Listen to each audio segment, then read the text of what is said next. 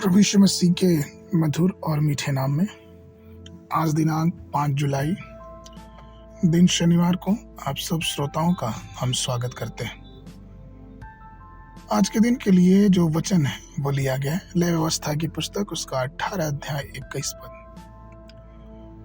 वचन कहता है, और अपने संतान में से किसी को मुलेक के लिए होम करके न चढ़ाना और न अपने परमेश्वर के नाम को अपवित्र ठहराना, मैं यहोवा हूं। प्रियो, आज का विषय है अपवित्रता।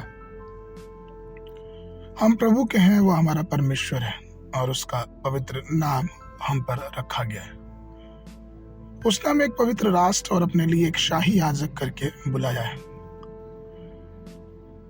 15वीं शताब्दी की बात है। एक जागृति रिवाइवलिस्ट प्रभु के दास जो कि इटली में एक बड़ी सभा को संबोधित कर रहे थे, और उन्होंने बड़े साहस पूर्वक इस बात को कहा था कि जिस प्रकार से सदोम और अमोरा के पाप बढ़ते जा रहे हैं, वैसे ही आज इस धरती, इस देश के सत्तारूढ़ और राजा और लोगों के पाप बढ़ते जा रहे हैं।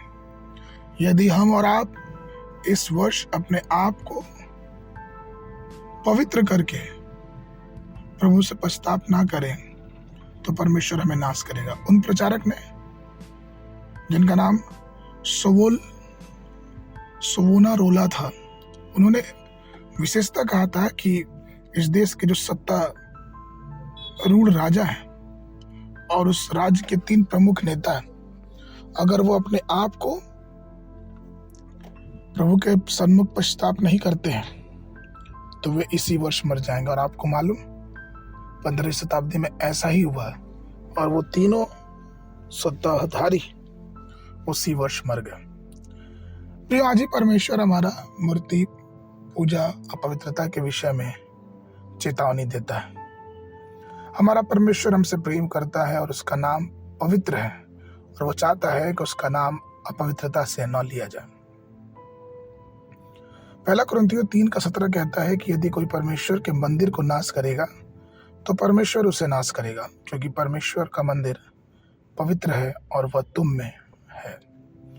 पौलुस भी रोमियो की पत्री उसका 11 अध्याय 21 पद से लेकर 22 पद से कहता है, क्योंकि जब परमेश्वर ने स्वाभाविक डालियां न छोड़ी तो तुझे भी न छोड़ेगा। इसलिए परमेश्वर की कृपा और कड़ाई को देख, जो गिर गए उन पर कड़ाई, परंतु तुझ पर कृपा, यदि तू उसमें बना रहे, नहीं तो तू भी काट डाला जाएगा।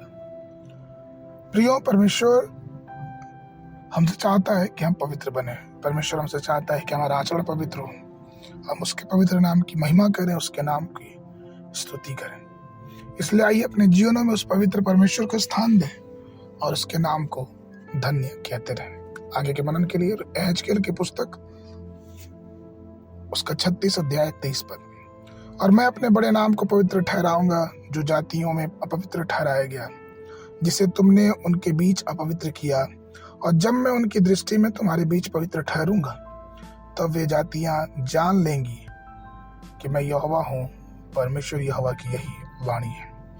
बाइबल अध्ययन के लिए सुबह के समय अय्यूब की पुस्तक उसका 30 और 31 अध्याय, शाम के समय प्रेरितों के काम उसका 13 अध्याय 26 पद से लेकर 52 पद तक।